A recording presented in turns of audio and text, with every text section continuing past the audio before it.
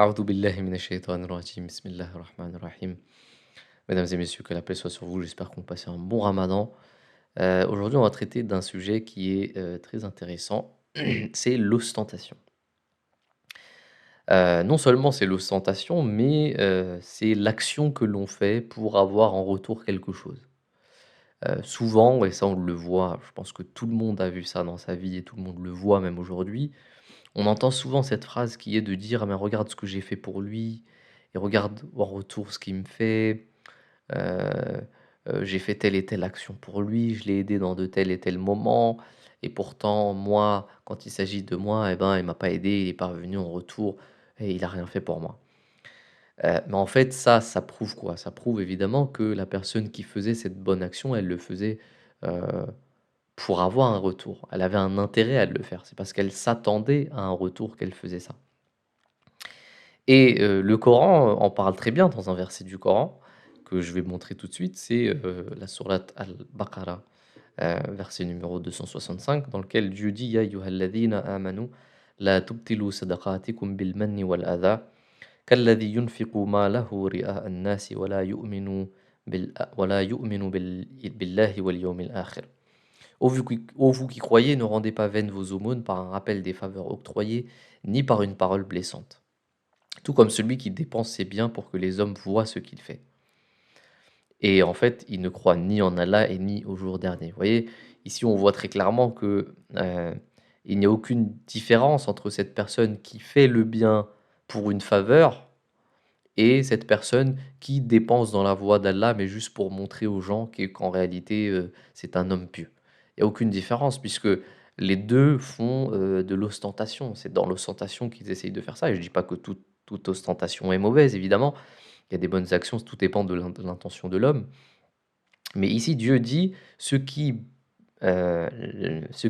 dépensent dans la voie de Dieu, mais en réalité qui ne croient ni en Allah ni au jour du jugement dernier. Et d'ailleurs, je vais même aller plus loin, certaines personnes pensent peut-être qu'elles croient en Allah et au jour du jugement dernier, mais en réalité, elles ont foi plutôt en elles-mêmes, plutôt qu'en Dieu et au jour du jugement dernier. Donc elles font des œuvres, du bien, des pensées seulement pour le montrer aux gens, pour qu'on puisse dire: «Ah mais regardez, heu, quelle magnifique personne, regardez ce qu'il a fait, il a fait un don». On le voit, hein, aujourd'hui, on voit énormément de vidéos là-dessus. Vous allez voir des gens qui sont en train de filmer, en même temps, ils sont en train de donner de l'aumône, et qui disent: «Ah, vous inquiétez pas, que Dieu vous aide» et cetera. Mais ça, c'est de l'ostentation pure. Pourquoi faire une telle chose? Pourquoi faire du buzz? Pourquoi vouloir faire du buzz? Et dans la vie de tous les jours aussi, on le voit. Donc là, c'est une chose qui est très importante et même celui qui aide quelqu'un, là, Dieu est en train de dire celui qui aide quelqu'un pour un bien quelconque, que ce soit pour l'aider financièrement, que ce soit pour l'aider même psychologiquement, pardon, moralement, heu, aller chez lui, l'aider, lui parler, heu, s'il est en galère la nuit, par exemple, aller l'aider, pour parce que sa voiture est en panne, par exemple, c'est un exemple, hein.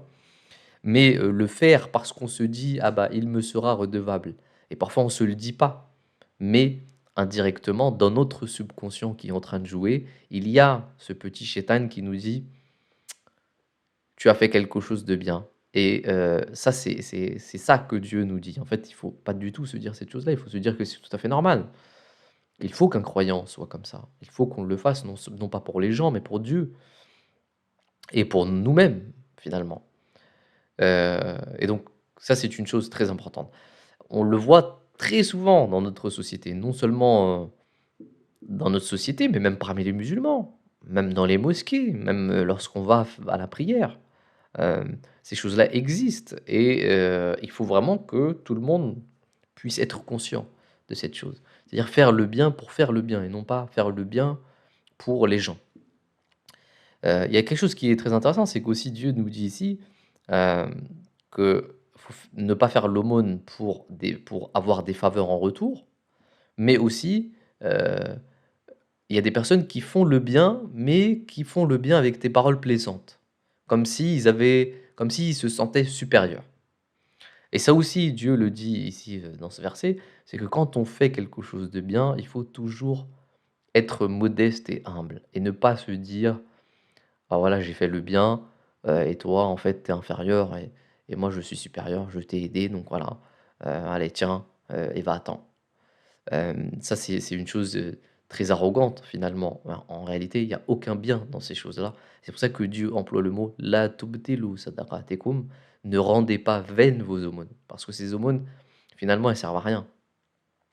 La seule chose à laquelle elles servent, c'est votre ego, c'est, votre propre, égocentrisme en réalité. Ça n'aide pas les personnes et ça ne vous servira à rien et au contraire, ça, vous enfoncera. Et d'ailleurs, Dieu le dit tout juste après en donnant une analogie dans laquelle il dit: «فَمَثَلُهُ كَمَثَلِ صَفْوَانٍ عَلَيْهِ تُرَابٌ فَأَصَابَهُ وَابِلٌ فَتَرَكَهُ صَلْدًا». Son cas est pareil à celui d'un rocher lisse couvert de terre sur lequel tombe une pluie abondante, le laissant nu. C'est-à-dire qu'il est un rocher finalement. Derrière, c'est quelqu'un de très dur, mais il a quelque chose qui paraît comme étant quelque chose de mou devant, mais en réalité derrière, il y a rien du tout. Il suffit qu'une pluie tombe pour qu'on voit la réalité de cette personne et souvent c'est le cas. On a des exemples, mais souvent c'est le cas. Quand la pluie tombe, eh bien, on voit la réalité de certaines personnes. Heu et voilà. Ça c'est une chose que c'est un verset que je trouvais Heu, assez intéressant, surtout en ce mois du ramadan, où on doit se corriger, s'introspecter, comprendre ce que l'on est. D'ailleurs, pendant le ramadan, pourquoi est-ce qu'on ne mange pas? On ne mange pas pour que l'on puisse voir réellement, comprendre réellement notre pensée, notre âme, parce que notre conscience est plus aiguisée, heu, quand on ne se nourrit pas physiquement. Eh bien, là, c'est le moment de se poser, les bonnes questions et justement des versets comme ça nous remet vraiment en question. Je m'inclus évidemment, ne jamais considérer qu'on n'est pas concerné par ce verset. Déjà ça c'est la le premier signe de l'arrogance, de l'égoïsme, de se dire: «Moi je suis pas dans ce verset, les autres le sont». Alors que finalement on l'est peut-être tous un peu. Voilà. Jazakallah. Assalamu alaikum wa rahmatullahi wa barakatuh.